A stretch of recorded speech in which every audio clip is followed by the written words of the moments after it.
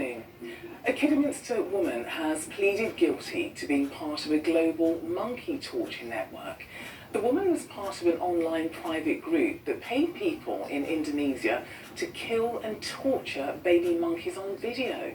Well, our Midlands investigations reporter Nicola was at Worcester Magistrates Court, and Nicola, this is a really disturbing case, isn't it? What happened in court today? Holly Legresley pleaded guilty to both charges when she appeared at Worcester Magistrates Court this morning.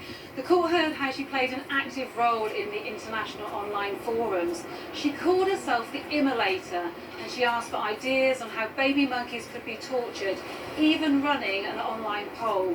She also archived the videos and made payments to the people carrying out the torture in Indonesia. And Holly Legresley was exposed by a BBC investigation, wasn't she?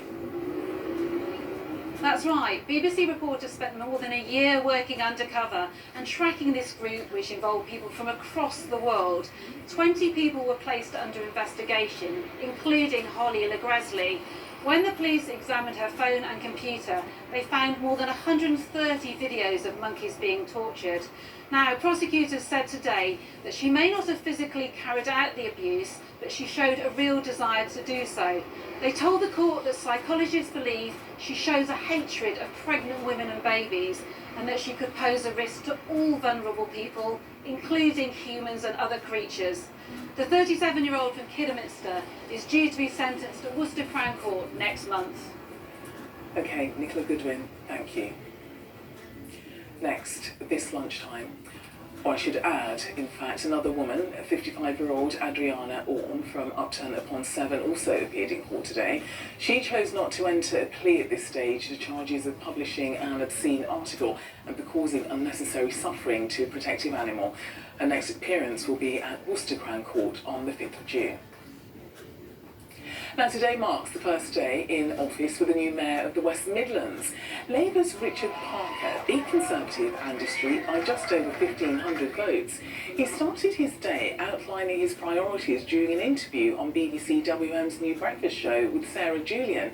He said he intends to do things differently.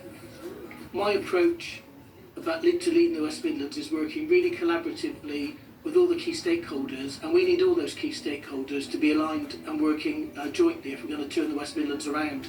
You'll hear a lot more about we rather than I in terms of the way I'll lead the region. West Midlands Police are renewing their appeal to find a man wanted in connection with the death of a teenager who was killed in Birmingham.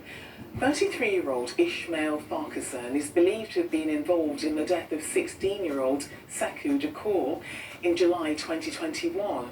Last year, 2 people were jailed for killing Sekou, but police are urging anyone with information on Farquharson's whereabouts to contact them. A not-for-profit company in Worcestershire, which educates students on a farm, has launched a fundraising campaign so it can expand. Bond Care teaches young people with special educational needs and mental health conditions who struggle at school. The organisation has been operating for 10 years, but it now needs to upgrade its building so it can help more people. It's really limiting our growth currently. We're at capacity because of the facilities that we've got, and every day we're getting more and more inquiries, and if we have better facilities we can increase the number of people that we're supporting. An exhibition's opened marking 80 years since 1944, a momentous year that proved to be a turning point in World War II.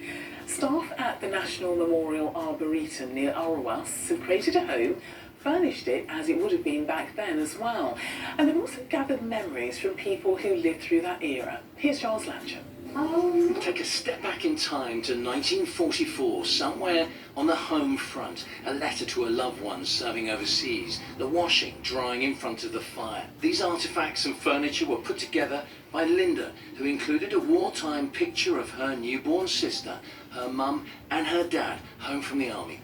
It's been a joy to recreate it all, and you know, they've always been in the background, and Dad loved gardening, so there's a garden out there as well that represents him too. This story is about the people who were left at home, really, and how they continued throughout the conflict. As well as all the ambience and the sights of 1944, there are the sounds too, and those include the BBC. The BBC answers. D-Day has come. This is it. They're on the beach. In June 1944 came the long-awaited Allied invasion of Nazi-occupied Europe. In September, there was the airborne assault on Arnhem in the Netherlands. At home, the Germans' long-range V-2 rocket struck terror into civilian hearts. I was 18 years old. I was working in a munitions factory. But life went on. Grace got married in 1944. Now aged 98, she remembers her wedding reception as if it were yesterday. I fell over and they said I was drunk, and I wasn't. I'd had nothing to eat, and I tripped over. Are you sure? Oh, yes. Very authentic. My grandmother's house looked very much like this, mum's house. So yeah, it's really lovely.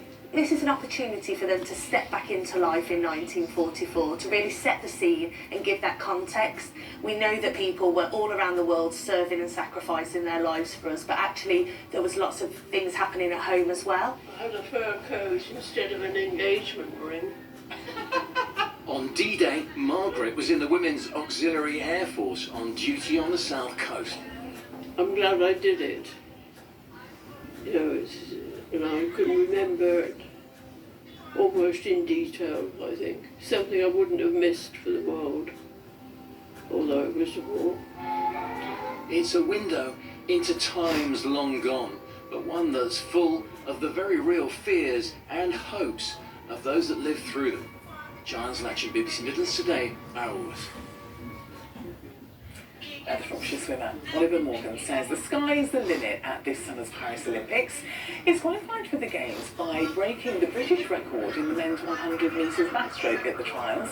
Morgan, who's 20 and from Bishop's Castle, says it's taken a long while to see him that he was going to the Olympics. But the Birmingham University student has big ambitions. The sky's the limit. There's no point putting a limit on things. If you go in expecting something, then you'll probably just end up with that.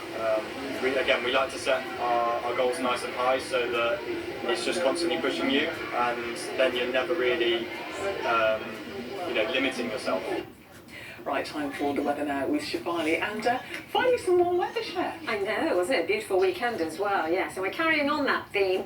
This week, temperatures are rising even further. In fact, we're already up to 17 Celsius. That was an hour ago.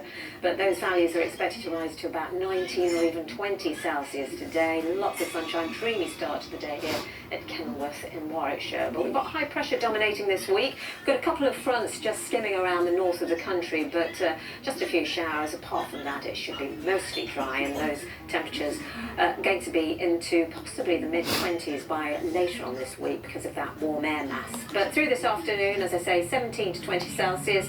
The driest of the conditions out towards the east. We've got a few showers dotted around here to the west.